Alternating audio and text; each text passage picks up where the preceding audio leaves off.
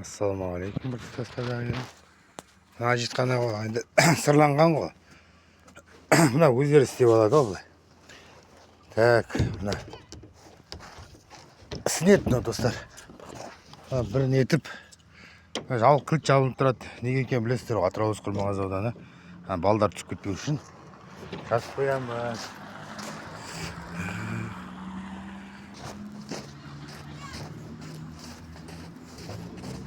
Осылай қазір Қытай балаға дейін білет айқайлап жатыр ғой, қоля деп.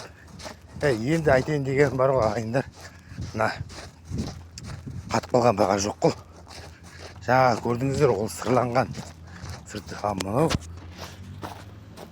сырланбаған. Көрдіңіз ба? Бәрі бірдей енді. Бірақ бұл ауырды. Бұл ауыр ағайындар. Бұл ауыр. Енді бір минут шамалы болған жақсы видео ролик. Тоңып қалдым, жаңа 3 рет түсірдім. Үйге келсем, мына менің оқырмандарым бар ғой.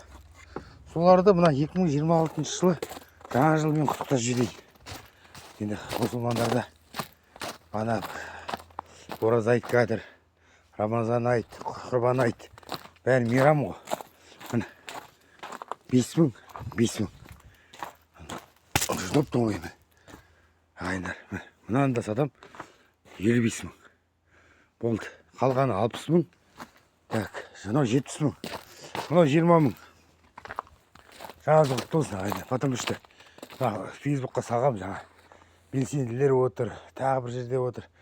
Қарапайым халық отыр, тәңіршілер отыр. Бірақ бәріміз бұл қазақтың батырлары, қазақтың қыздары, қазақтың оқырмандары деген сияқты.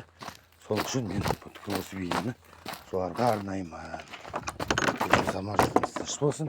Қар, міне көрдіңіздер.